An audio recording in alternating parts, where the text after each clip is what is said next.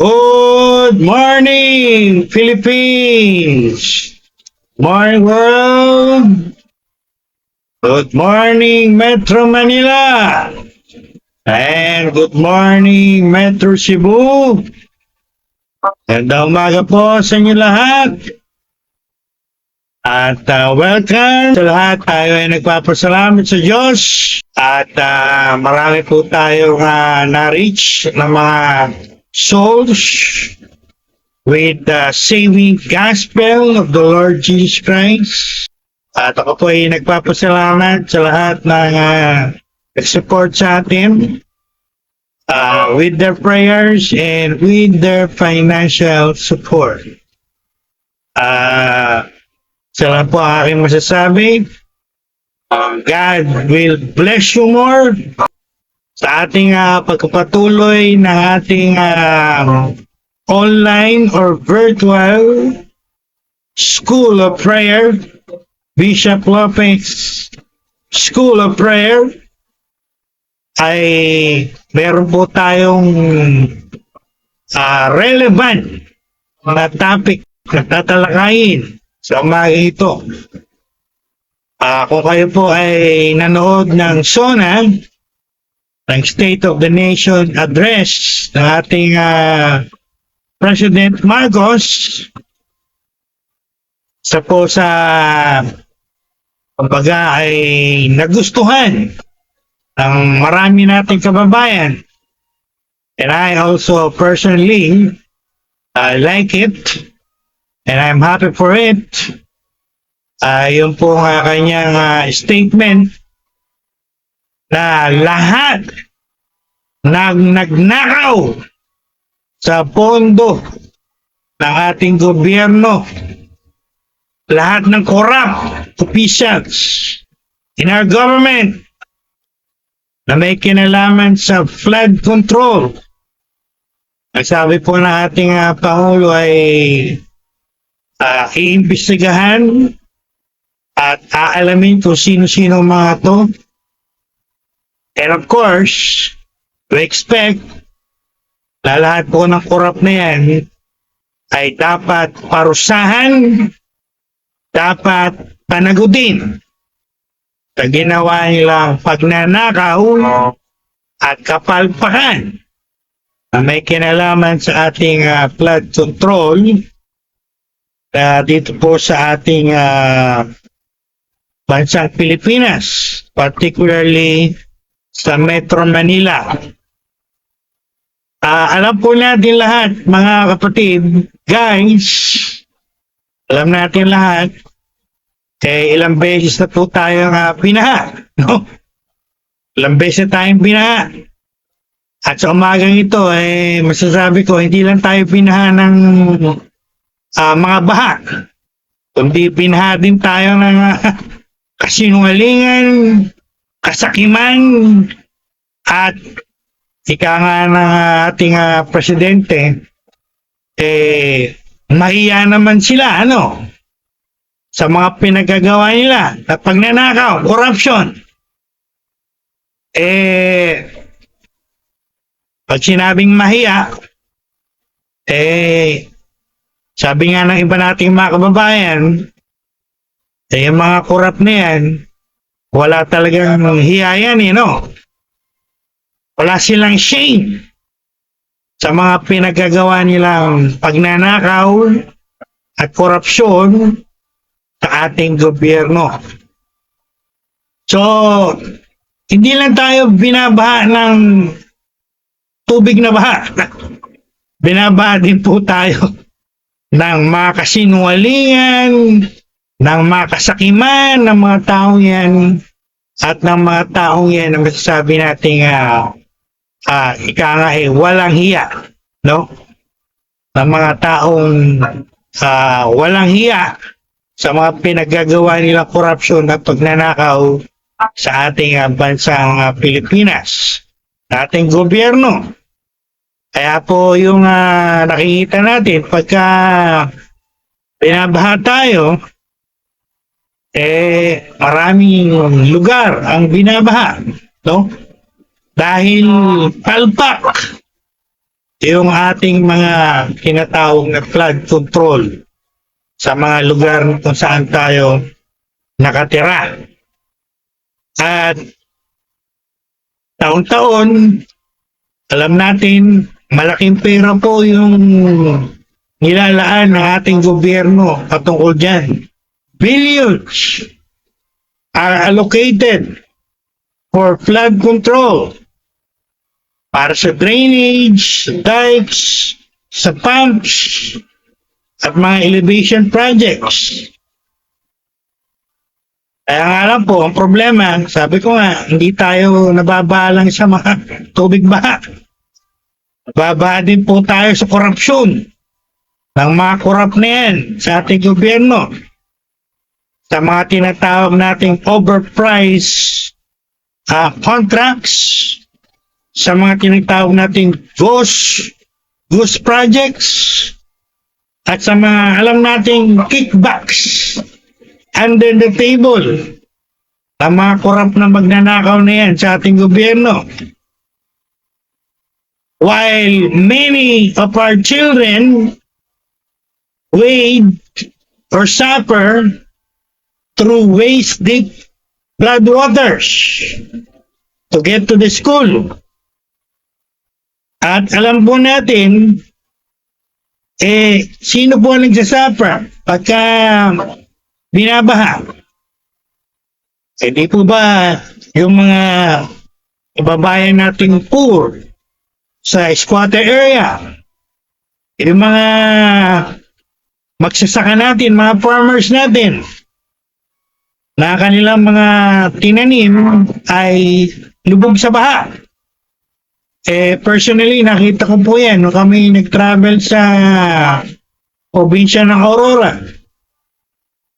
Dinaanan po namin yung bandang Pampanga. Nakakalungkot, no? Personally, I felt sad when I saw their crops under flood water. Opo, hanggang ngayon po, isang araw na nagbiyahe kami, yung mga ibang lupain dyan na may mga pananim, ay hanggang ngayon nilubog pa sa tubig. At yung iba po ang nagsasuffer, yung mga kawawa nating kababayan na nawawalan ng mga property, nasisira ng mga property, and worse, nawawalan ng mahal sa buhay dahil sa mga pagbaha. At kung kayo po ay nagmamonitor sa ating mga balita ngayon, napakataas po ng mga nabiktima ng leptospirosis dahil sa baha. Samantalang itong mga corrupt government officials nito, nagpapakasarap, no?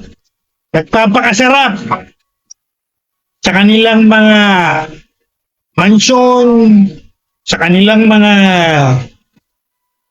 kondo,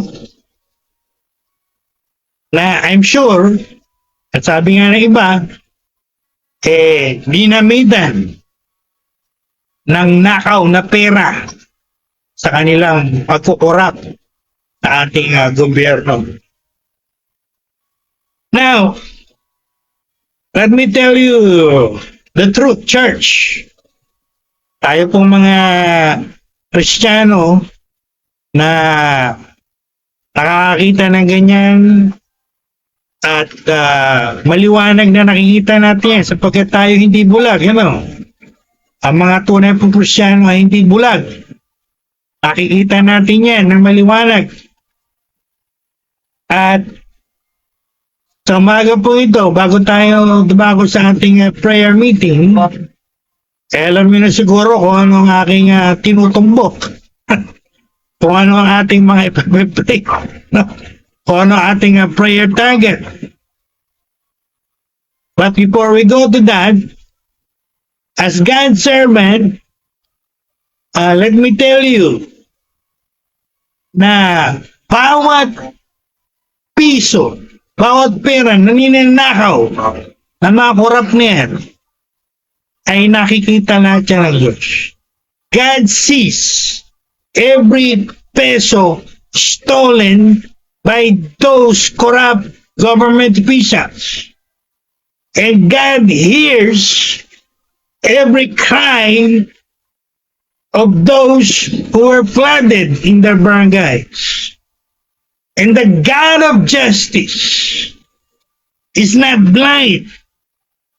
He is not deaf. And He is not sleeping. Ang Diyos po na ating pinalilituran, ika nga nila, hindi natutulog ang Diyos, ano? Nakikita po lahat ng Diyos yan. Bilang lingkod ng Diyos, sinasabi ko po sa umagang ito, nakikita lahat yan ni Lord, naririnig lahat yan ni Lord, at hindi natutulog si Lord, nakikita lahat yan ni Lord. At dito po papasok yung ating topic o subject sa umagang ito sa ating prayer meeting. Ang ating pong text ay kukuhanin ko po sa Psalm 94, Salmo o mga awit 94, 9:4, verse 20. Ang sabi po dito sa verse ito, I want everyone to listen up.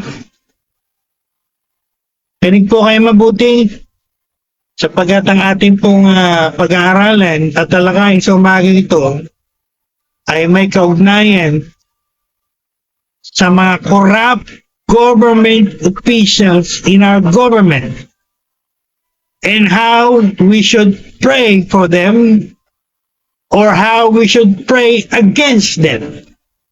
Ayon sa itinuturo ng ating mga banal na kasulatan o ating Holy Bible. Psalm 94 verse 20 says, can a corrupt throne be allied with you? One that brings on misery by its decrees. Narinig niyo po yun? Corrupt. Akala niyo wala sa Bible yung corruption na akala niyo siguro walang sinasabi yung Bible tungkol sa corruption. Nagkakamali po kayo.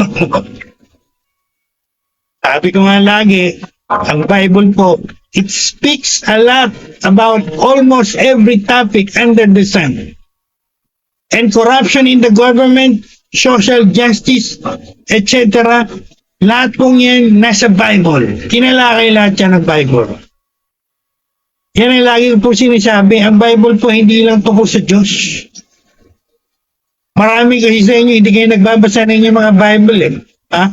Hindi kayo nag-aaral ng mga Bible nyo. Puro kayo cellphone, puro kayo gadget. Kaya, hindi nyo alam, siguro, hindi kayo pamilya. The Bible speaks against corruption. The Bible speaks against injustices in our society from the Old Testament to the New Testament. Can a corrupt official be with God or a friend of God? Of course, as God's servant, I will tell you the answer. The answer is no.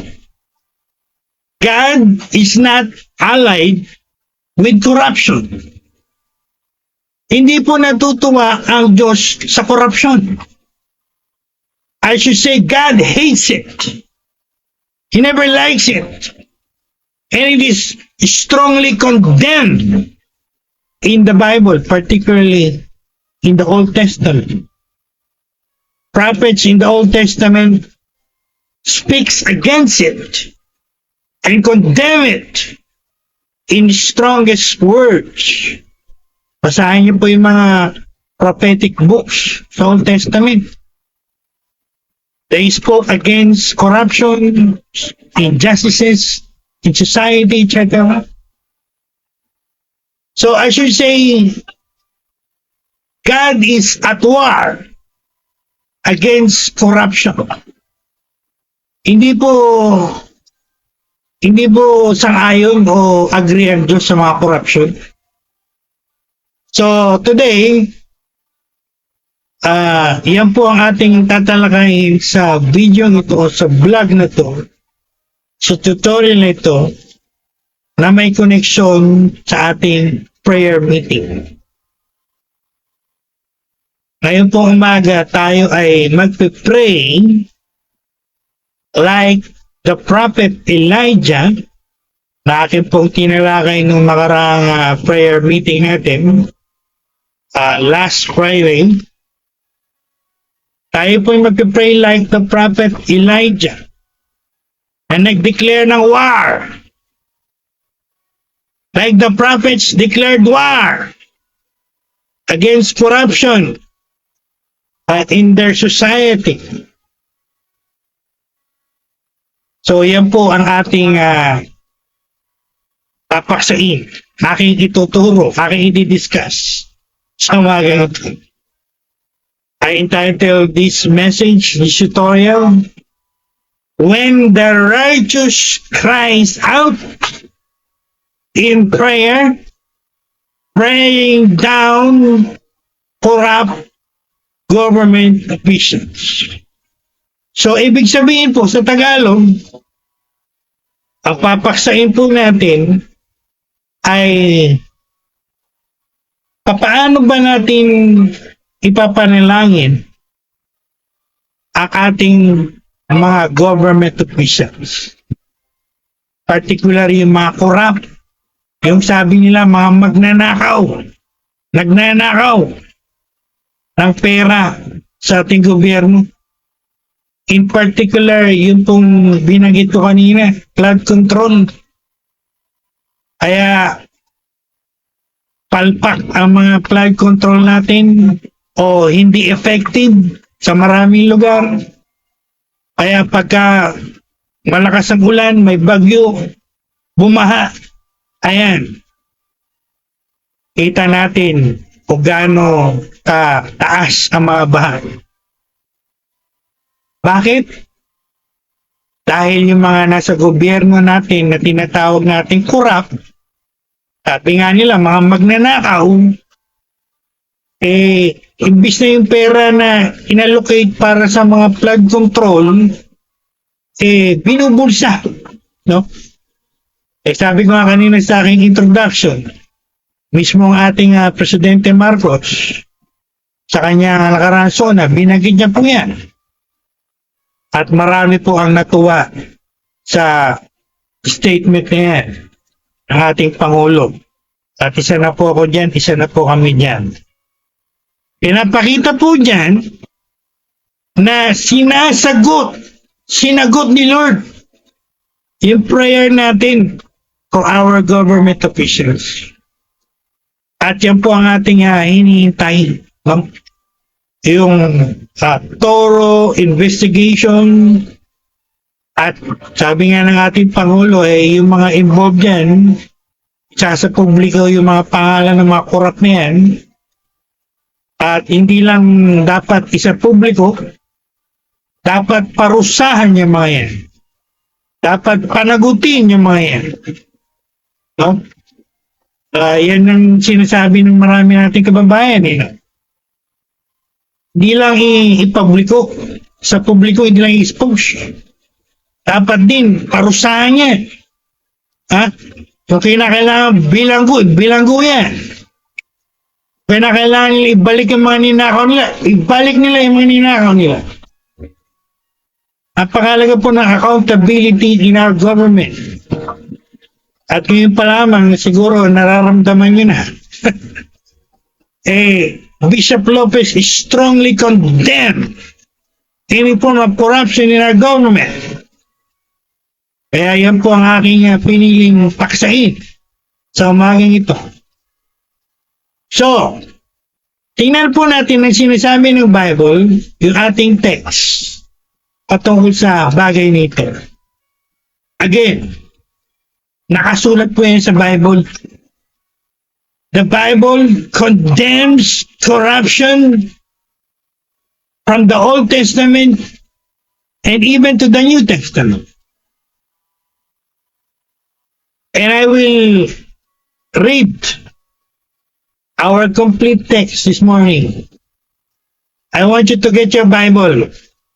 Kunin niyo po yung mga Bible niyo. At basahin niyo po to, no? Para makita niyo na nasa Bible yung binabanggit ni Bishop Lopez. This is not my opinion. This is what the Word of God says. And yan po ay nakasulat sa Psalm 24, verse 20 to 23. So, Tagalog po niyan ay mga awit o mga salmo. 94, talatang 20 hanggang 23. So, ito po ang nakasulat. Makinig po kayo lahat at unawain niyo po ito. Verse 20. Shall the throne of corruption have fellowship with you? Those who frame and hide their unrighteous doings under the sacred name of the law. Kinig po kayo, unawain yung naririnig niyo. Verse 21. They bind themselves together against the life of the righteous and condemn the innocent to death. Verse 22. But the Lord has become my high tower and defense, and my God, the rock of my refuge. Verse 23, last verse. Napaka bigat pong salita na ito.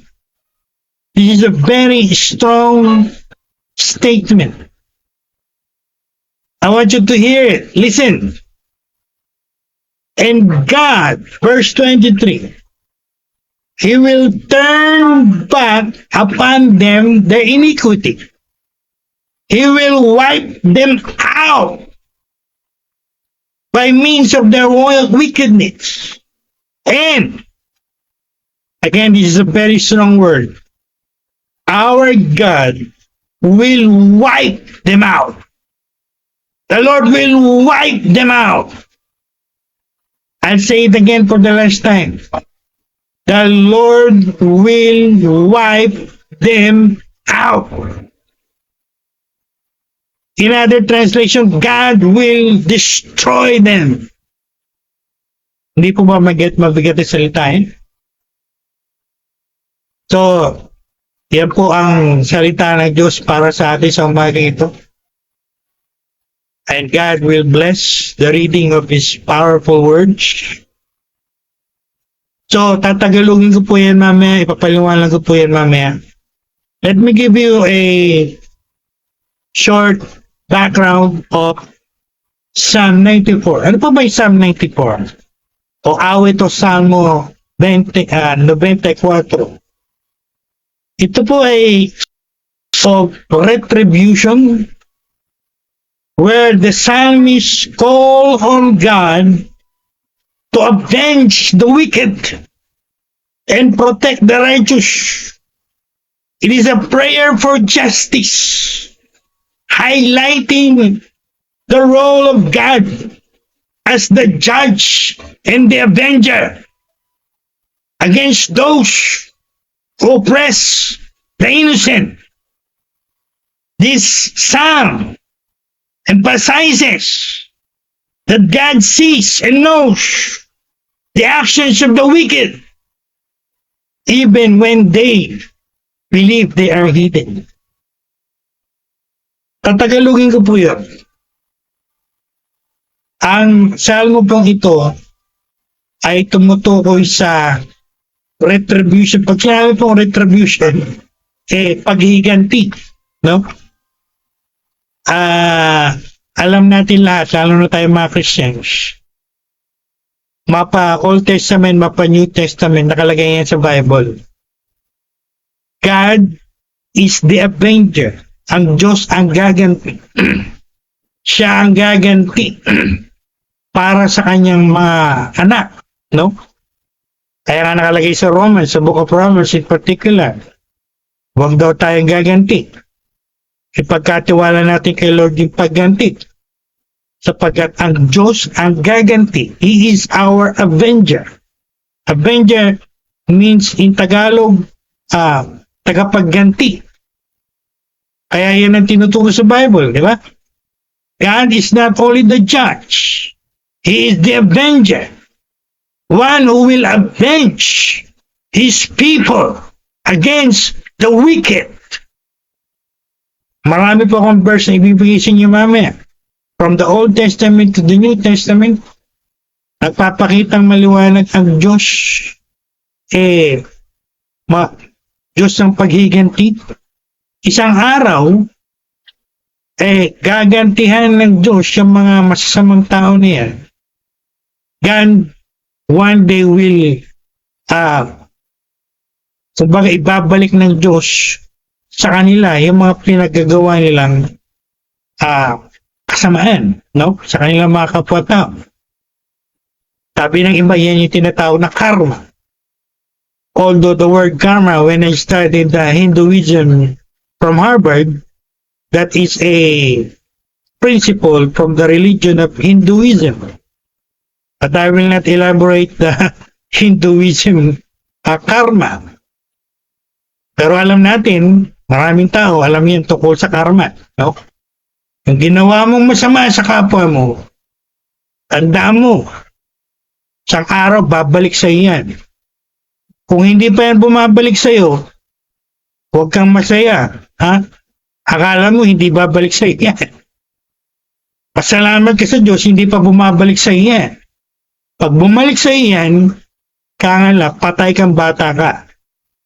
Ang Diyos, sabi po dito, hindi natutulog. Nakikita niya, naririnig niya lahat yan. And He is the judge, and He is the avenger. He who will, sabi nga sa Book of Revelation, ang Diyos ang gaganti sa lahat ng tao according to what they have done. Yung ibang mga tao, pag gumawa ng masama, akala nila hindi sila nakikita ng Diyos. Akala nila makakalusot sila. Sino niloloko nyo? Who's you're fooling? Akala nyo lang yun. Pero isang araw, babalik sa lahat, babalik sa inyo yan, no? Kaya nga ng salita ng Bible ibubuhos sa ulo nyo ng Diyos yung mga pinagagawa nyo. No? Yan ang nakalagay sa Bible. Now, so, tamang-tama pong itong Psalm 94 na ating text sa umagang ito. So, yan ang ating tatalakayin. Alright? So, again, ito po ay tungkol sa retribution. Ito sinabing retribution, pagganti, pagbabalik ng masamang ginawa mo, God's justice, God's judgment. At dito po sa psalm na to ay tinawag o nagpray yung psalmist. Nagpray siya sa Diyos na parusahan ng Diyos yung mga masasamang taong yan at protektahan ni Lord yung mga innocenteng tao. At gaya po ng sinabi kanina, yan po ay prayer for justice. Panalangin po yan para sa katarungan. You see, marami pong sinasabi yung Bible tungkol sa Diyos, no? Yan ang sinabi ko kanina. The Bible talks a lot about almost every subject under the sun. It's not only about spirituality. Here, it talks about corruption. It talks about injustices in our society. Akala nyo, Diyos walang pakialam sa mga nangyayari sa ating kapaligiran. Nagkakamali po kayo. Lahat po yan recorded sa heaven. And one day, pag kumilos ang Diyos, patay kang bata ka. Ha? Pag yung karma na yan, dumating na sa buhay mo. Lalo na yan sa mga corrupt government officials in our government. Alright. So, napakaganda po nito. Talagang inaral ko po ito. Binibigyan din po dito na nakikita ni Lord, naririnig ni Lord, alam ni Lord, yung mga pinagagawa ng mga masamang tao. Lalo na, akala nila, naitago nila. No? Akala nila na sekreto nila. Akala nila, hindi alam ng nasa itaas, ng Diyos. No? Kasi pag binasa niyo po yung buong Psalm 94, and I encourage you to read all the chapter, all of it, meron kayong mga mabasa dun sa verses na yun, yung mga masasamang tao, they did evil. And they thought, akala nila, nakalusot sila. Akala nila, wala nakakita sa kanila. At meron pang wording doon na sabi nila, kahit daw ang Diyos, hindi sila nakikita. Moron, na? Sabi natin sa salitang Greek, moron, fool. Foolish people. Akala nila nakakalusot sila. Akala lang nila yun. Pero one day, sabi ko kanina, pag ang Diyos ay kumilos, aabutin kayo ng mga karma nyo kahit saan mo kayo naroon. Papamayaman kayo o hindi. At yung kayamanan nyo, yung influensya nyo, hindi yan makakadlak sa makapangyarihan kamay ng Diyos. Whoever you are, wherever you are. Tandaan nyo po yan. Saksak nyo. Sa isip nyo, sa puso nyo. Alright. So, corruption has a throne, but it's not eternal. Ang tinutukoy po dito, alam po natin yan, maraming nakaupo sa gobyerno natin, hindi naman sa nilalahat natin. I don't want to make a generalization, no? Parang yan yung nagturo ko sa ating PNP bilang civilian chaplain.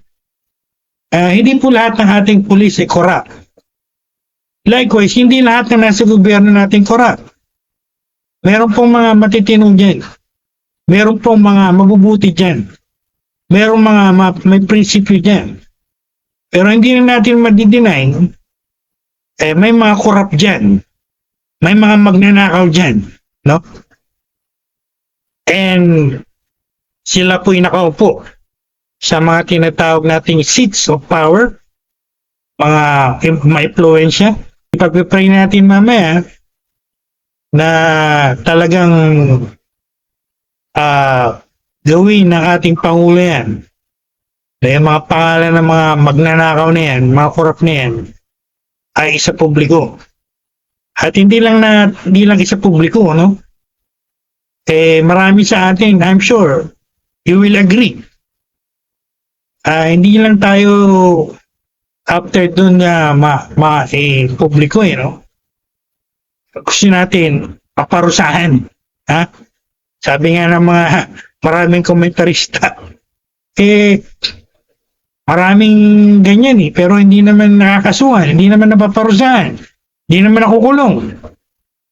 So yan po ang isa sa tatalakayin natin mamaya. Kasama po yan sa ating message. Naalala ko nung nakaraan meron akong narinig. Sabi nga ang pagnanakaw ba kasalanan? Of course. Di ba? Isa po yan sa nakalagay sa 10 utos. Thou shall not steal. Isn't it not included in the 10 Commandments? That's included. Kaya sabi nung narinig ko ng isang araw, yung mga magnanakaw niyo sa gobyerno, maliwanag, it's a violation of the Ten Commandments. It's a sin. At isang balita pa na narinig natin isang araw, no? Very interesting din, ano? Tungkol doon sa pagsusugal. Pinilanggo daw o pinarusahan yung nagkakarakrus. Samantalang maraming nagsusugal, hindi pinaparusahan o hindi pinabilanggo. See what is happening in our society, in our justice system. Sabi nga ng isang kanta, where's the justice? Saan ang katarungan? Sabi ng iba, dahil mahirap, pinabilanggo nyo, pinarusahan nyo. Pero yung mga mayayaman na magnanakaw, paparusahan nyo ba? Nabilanggo nyo ba? Napailan nyo ba ng kaso? You see? That is a clear injustice in our society. At agree po ako dun sa narinig ko isang comment ng isang RC Bishop, Roman Catholic Bishop, sa isang lugar dito sa Metro Manila. So,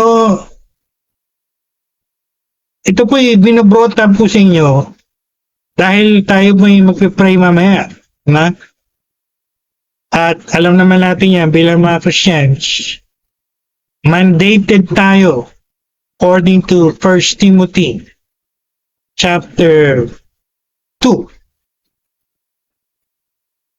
We must pray for our government officials, those who are in authority. At may nagtanong, kasama po dyan yung mga korap? Of course. Alam niyo ba na sinulat ni Paul yan 1 Timothy? Alam niyo ba yung historical background niyan? Kung sino ang Roman Emperor during that time? Paul wrote 1 Timothy under the rulership of Emperor Nero of the Roman Empire. At kung nag-aral kayo ng history o ng church history, alam niyo kung sino itong si Emperor Nero. He was one of the most corrupt, most brutal, most cruel emperor of the Roman Empire in the first century. And yet, the Apostle Paul wrote, pray for those who are in government, those who are in authority. So kasama po yan sa mga pinagpipray natin. At dapat nating pag-pray. At mamaya po sasabihin ko, base sa pag-aaral natin kung anong dapat nating ay pag-pray sa mga korap na yan. Baka maaari sabihin, ano yung pag-pray natin yung bishop? Kunin na sila ni Lord. Kunin na sila ni Lord. Masyado sila mabait. Pray natin, kunin na sila ni Lord. O wala na sila sa mundong to. Joking aside, meron po tayong kababasahin mamaya, no? At let's go by the word of God, by the Bible, not by our human opinion or by our emotions. Right? So, ang lesson po dito, isang lesson dito, we are not called to be silent while evil or evil rulers or corrupt rulers are in our government. Sa Tagalog po, hindi tayo sinasabihan ni Lord na manahimik tayo. Ha? Habang yung mga corrupt na yan, nagpapasasa, ika nga nila, sa ating gobyerno. Actually, yan ang failure natin, you know? We're not speaking against it. We're not praying against it. It seems we're allowing it. At tapos pagka napanood tayo ng mga balita sa ating mga TV at radyo. Corruption is rampant. Kung ano ng mga pinagsasabi natin.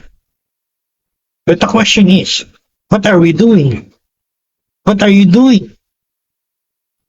Oh, kung ikaw ay silent, so you're doing nothing. Kung hindi ka nagpe-pray, you're doing nothing. It is as if you are allowing, permitting corruption. And when you see corruption, ayun, marami kang complain. Marami kang chichibureche. Marami kang sinasabi. Pero wala ka namang ginagawa. Ha? Prayer nga, hindi ka nagpe-pray. Oh. See? Nakita niyo ba yung sinasabi ko dito? So, that's number one. We must never be silent. I would encourage every Christian watching this video, this blog or this tutorial. Dapat tayo mga Christian, we have what we call the advocacy. Ako po meron na akong matagal na advocacy na ginagawa. Ako po dating member ng MRL o Movement for Righteous Leadership. At ang goal ng aming movement or organization makapag-raise up tayo at makapaglagay tayo ng mga righteous leaders in our government. Dahil ayaw natin na yung mga korap na yan manatili sa kanilang mga pwesto. Walang ginawa, kaya nila kundi magnakaw at puro mga palpak ang mga pinagagawa, particular pagdating sa nabanggit natin kaninang flood control. Second, God sees the injustices in our society and He responds. He will respond. Nakalagay po sa Bible sa Proverbs 15 verse 3, the eyes of the Lord are in every place, watching on the evil and on the good. Dapat ipabasa natin to sa mga corrupt, no? Dapat ipabasa natin to sa mga wicked, sa mga masasamang tao sa lipunan natin. Akala nila, hindi sila nakikita ni Lord. So, bakit hindi nyo basahin to? Bakit hindi nyo pabasa to? Ang liwanag.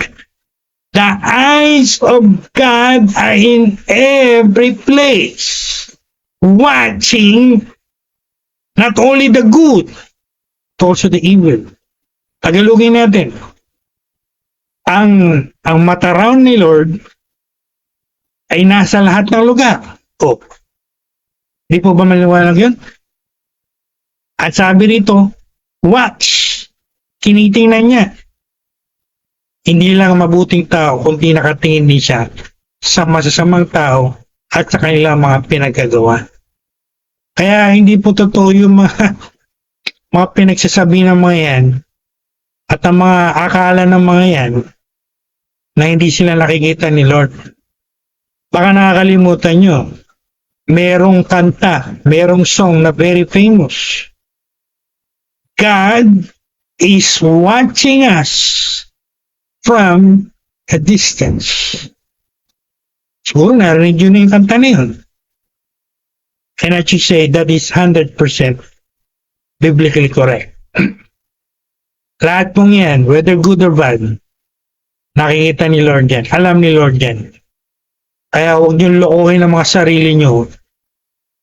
Isipin niyo, walang nakakita sa inyo. No? At kung ang mga karma, mga parusa, hindi pa maabot sa mga buhay niyo, as God's servant, isa lang sasabihin ko sa inyo, awa lang ng Diyos yan sa inyo. Biyaya lang ng Diyos sa inyo yan.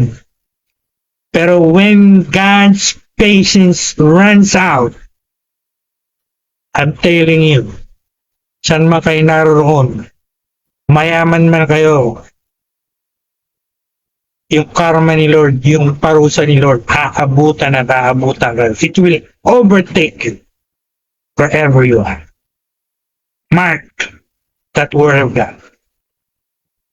So, ang key point dito, corruption, injustices may be hidden from men, but never from God. Yan ang lesson dito no? Kaya nila maaaring itago mo yan sa mga kapwa mo, maaaring itago mo yan sa mga tao, pero sa Diyos hindi mo may tatago yan. Again, recorded po yan in heaven. And one day, when the time of reckoning arrives, si Lord ang magpaparusa sa inyo lahat. So, every bribe, every lie, every abuse of power is recorded in heaven. Recorded in heaven. Basahin niyo po yung Book of Revelation. Revelation chapter 21. On the judgment day, lahat ng books ay bubuksan in heaven. Alam niyo po yung mga books na nakalagay doon? Tumutukoy po yun sa records ng lahat ng mga salita at lahat ng gawa ng mga tao. Every word, every action is recorded, whether you believe it or not. And on the day of judgment, judgment day, sahin sa Book of Revelation 21, kung hindi kayo naniniwala, I challenge you, read it for yourself. Nakalagay po dun, lahat yan recorded. And on that day, lahat yan pagbabayaran ng mga tao. No? And hindi po ako futuristic preacher. No. Hindi po ako futuristic preacher. I'm not dwelling on the future so much. I am a present day preacher. I deal with the present time. Hindi lang po sa judgment day. Kahit at present time, pwedeng dumating sa inyo yung karma, yung parusa ng Diyos. Hindi na kinakailangan maghintay pa ng judgment plan. Tayo lahat, I think, naniniwala tayo sa karma. Alam niyo po lahat yan. Yung ginawa mong masama sa kapwa mo, sa araw, babalik ng Diyos yan sa ulo mo. Tandaan mo yan. So, lahat po yan recorded at lahat yan one day exposed. Marami pong cases of corruption in human history na hindi naging sikreto, no? They tried to keep it secret, but it was exposed to the public. Pagdating sa United States, alam natin yung case ni President Nixon, tinatawag na ng Watergate scandal, at sa Pilipinas, alam din po natin yun. Maraming government officials ang naisa publiko yung kanilang mga pinagagawang corruption. See? Hindi nyo po may tatago yan. No? You cannot keep it secret. One day, it will be exposed to the public. Tandaan niyo po yan. Alright. Third point. Malapit na po matapos, hindi po mahaba ito. The power of the righteous prayer. Tinalakay ko na po ito nung nakaraang Friday. When I gave the message that the Lord gave me, I titled it the prayer that has the power to stop the rain. Nakalagay sa Book of James, the effective fervent prayer of a righteous man can do much I already discussed it. I even give you the Greek, the dynamic, energetic prayer of a righteous man, not a simple man, can do much, will do much. It's powerful, so powerful. It can bring the rain. It can stop the rain. So, anong ibig kong sabihin? Ang tanong, bago po tayo magtapos, yung bang mga prayer natin for our government officials, sinasagot ba yan ni Lord? Sinasagot ba ni Lord yan? Meron bang mga resulta yan na nakikita natin sa ating government? My answer is yes. I will give you a very unforgettable example. Alalahanin niyo po yung EDSA Revolution. No? The 1986 EDSA Revolution, People Power. Hindi ba yan God's mighty intervention for our beloved country? At sabi ng mga maraming tao it was a miracle. Alam ng marami yan, natin mga kababayan, di ba? It was a bloodless revolution. It could have been a very bloody. Dahil nakita natin yung mga nasa TV, no, di ba? Surrounded na sila ng mga tangke, ng mga sundalo.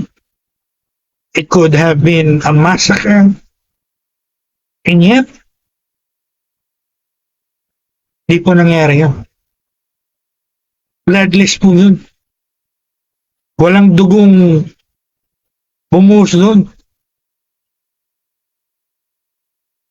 Ano po ang ibig sabihin nun? Hindi ba himala ni Lord yun? Hindi ba intervention ni Lord yun? In behalf of our country?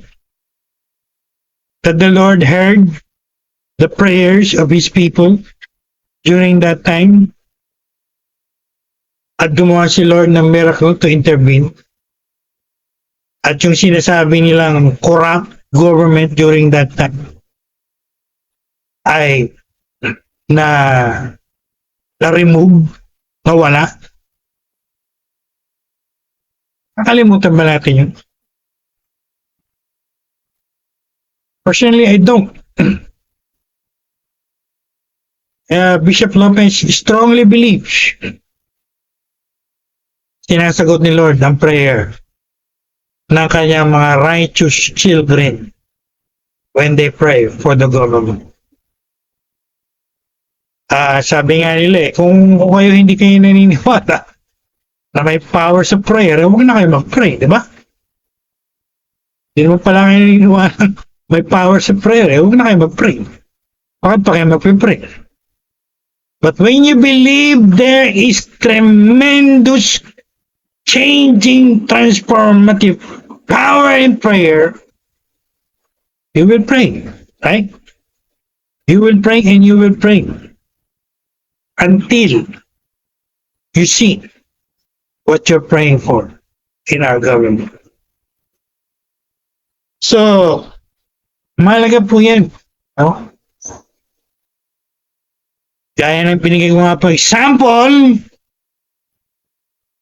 di po natin malilimutan yan in our Philippine history. At inangaan nga po tayo dyan ng buong mundo. No? Inangaan tayo ng buong mundo sa nangyaring yan. At masasabi ko po, in relation to prayer, bunga po yan, resulta yan, ng maraming taong nag-pray during that time. And God heard it, and answered it, and intervened mightily and miraculously. Yung sinasabi nilang corrupt government during that time was overthrown and removed.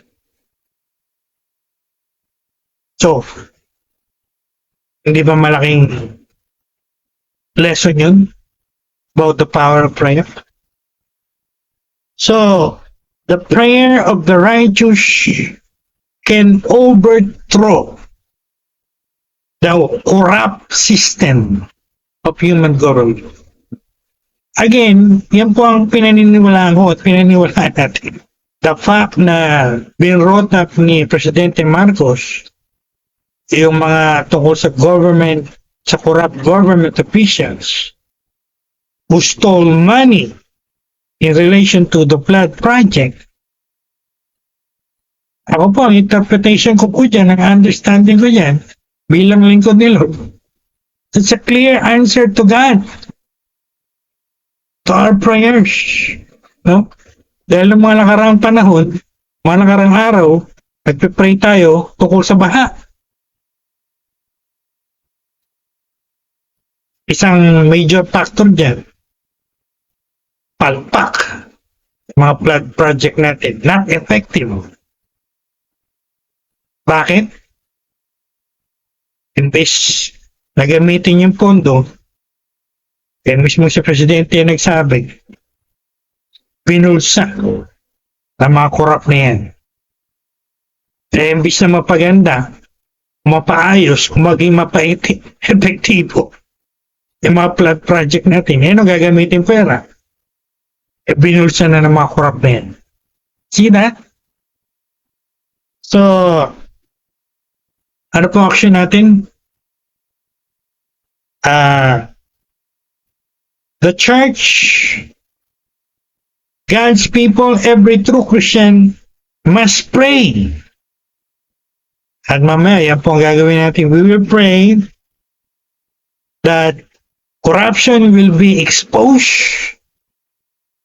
Lalo na po yung mga binanggit ko kanina, ay sa publiko, yung mga korap na yan na nagnakaw patungkol sa flood control project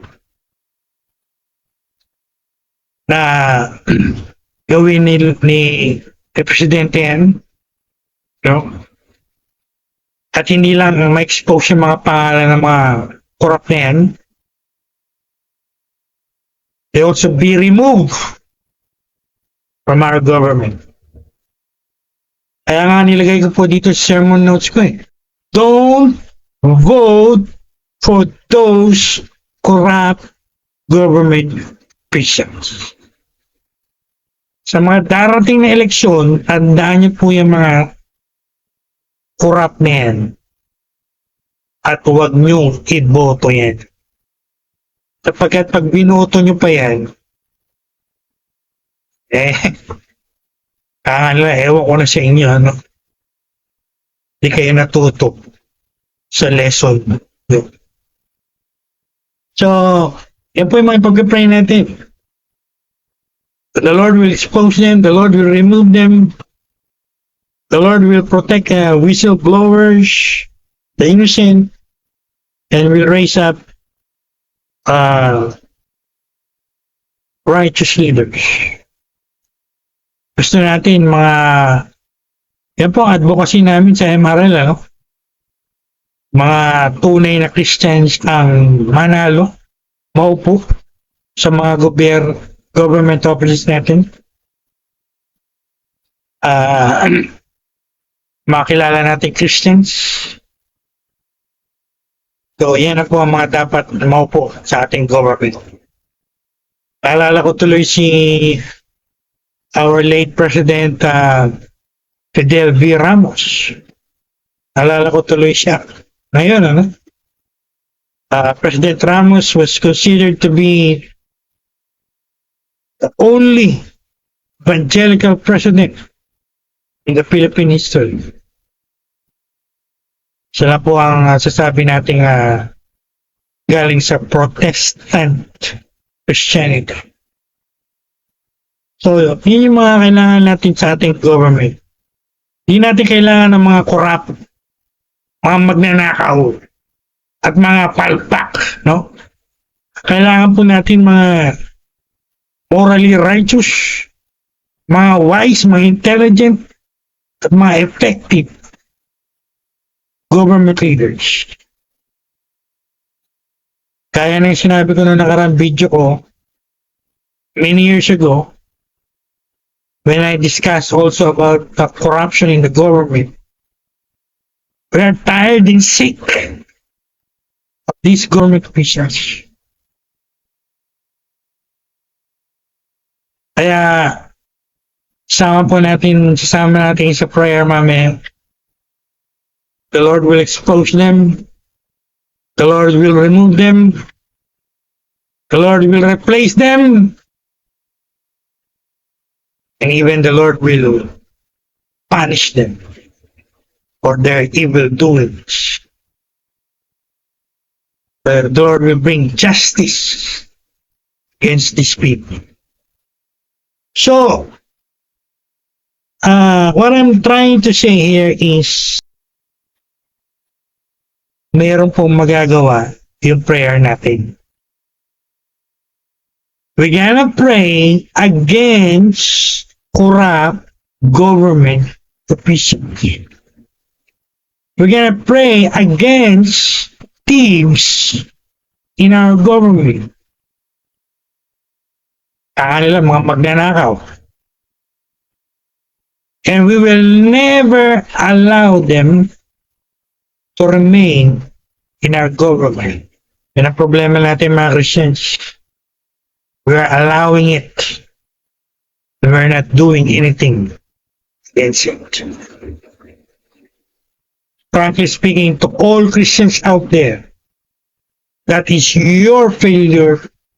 That is our failure. Parang pinapayagan natin mangyari yan. And we're doing nothing. We're not speaking against it. We're not even praying against it. At pagka naapektuhan na tayo ng mga corruption ng mga yan, saka tayo ngaw-ngaw ng ngaw-ngaw. Ano naman tayo ginagawa? Get the point?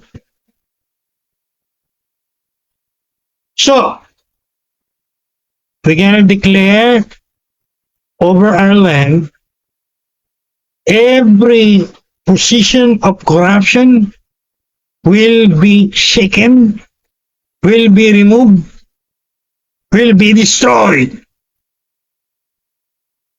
And let the wicked, corrupt fall into the traps they have set for themselves.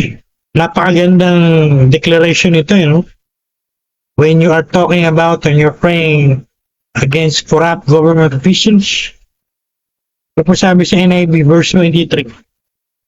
God will repay them for their sins. Ibabalik ng Diyos ang mga pinagagawa nilang kasalanan o pagnanakaw. Ibabalik ni Lord sa kanila yan. The Lord will destroy them for their wickedness. Again, with strong words, right? At last, the Lord God will destroy them. For another translation, the Lord will wipe them out. Will wipe them out. Will wipe them out. Will remove them. Let me ask you. Gusto niyo po ba yan? Gusto ba natin yan? Of course. Meron kayong pakialam sa bansa nyo at sa gobyerno nyo. You will agree with me. Pero kung wala kayong pakialam, ang mahalaga lang sa inyo, kumain kayo, matulog kayo, magtrabaho kayo, magkaroon kayo ng pamilya.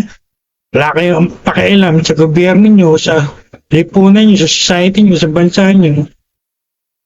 This message is not for you. This message is for those who really care for their beloved country. At meron po tayong magagawa when we start praying for it or praying against it.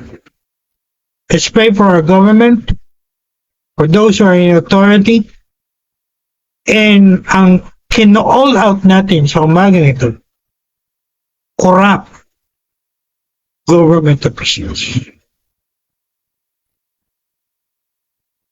Supportahan natin si Presidente natin with our prayers. Pray natin na gawin talaga ni Presidente yan.